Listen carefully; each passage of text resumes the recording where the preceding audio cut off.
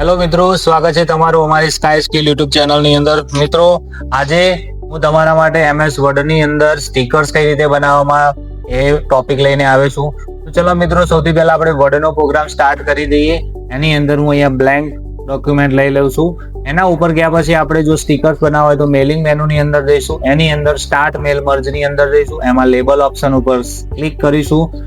જો આપણા કોમ્પ્યુટરની અંદર અહીંયા વેન્ડરમાં માઇક્રોસોફ્ટ આવતો હોય તો અહીંયાથી આપણે ચેન્જ કરીને A1 સિલેક્ટ કરીને અહીંયાથી હું 28171 સિલેક્ટ કરીને ઓકે કરી દઈશ એટલે અહીંયા તમને ટેક્સ્ટ બોક્સ આવી જશે. હવે આ ટેક્સ્ટ બોક્સની અંદર આપણે શું કરીશું, ઇન્સર્ટ મેનુમાં જઈશું. અહીંયાથી શેપને આપણે ડ્રો કરી દઈશું.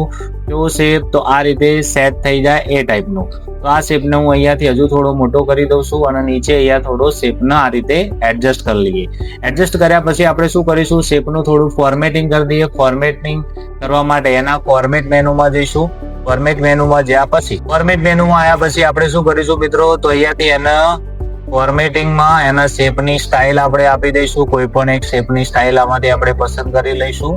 શેપની સ્ટાઇલ આપ્યા પછી આપણે શું કરીશું, તો અહીંયા આપણે ટેક્સ એડ કરવાનું. તો શેપની અંદર ટેક્સ એડ કરવા માટે શું કરશું મિત્રો, તો શેપ ઉપર રાઈટ ક્લિક કરીશું, એડ ટેક્સ ઉપર જઈશું અને અહીંયા જસ્ટ આપણે શું કરી દઈશું, તો ટેક્સને એડ કરી દઈશું. ટેક્સ એડ કરવા માટે મેં અહીંયા રેડી જ રાખ્યું છે મારા કોમ્પ્યુટરની અંદર એક નામ, ક્લાસ, સબ્જેક્ટ ના રોલ નંબર. તો એને હું અહીંયાથી કોપી કરી લઉં છું અને આપણા એની અંદર આવીને કંટ્રોલ થી હું એને પેસ્ટ કરી દઉં છું.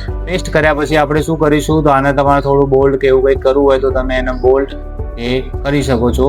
અહીંયા શું સેટ કરવું છે, તો એની અંદર મારે અહીંયા સ્ટીકર સેટ કરવું છે. તો સ્ટીકર સેટ કરવા માટે શું કરીશું આપણે, તો મેં અહીંયા મારા કોમ્પ્યુટરની અંદર એક સ્ટીકર ડાઉનલોડ કરેલું છે. તો હું અહીંયા એને ઇન્સર્ટ કરાવી દઉં. ઇન્સર્ટ મેનુમાં જાઉં, પિક્ચર્સ, ડિવાઇસ, અને એના પછી આપણે મેં અહીંયા ડાઉનલોડ કરેલું છે આયર્ન મેન નું પિક્ચર ડાઉનલોડ કર્યું. એને હું અહીંયા ઇન્સર્ટ કરાવી દઉં.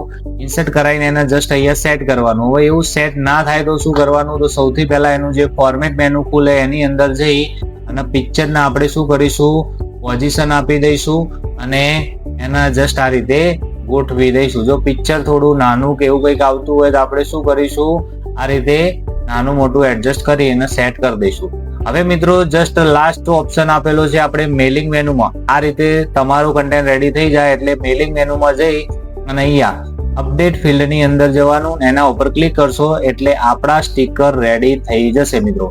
તો ખ્યાલ આવી ગયો મિત્રો, આ રીતના સ્ટીકર્સ બનાવવા હોય તો કઈ રીતે બનાવવાના. થેન્ક યુ મિત્રો, ધન્યવાદ.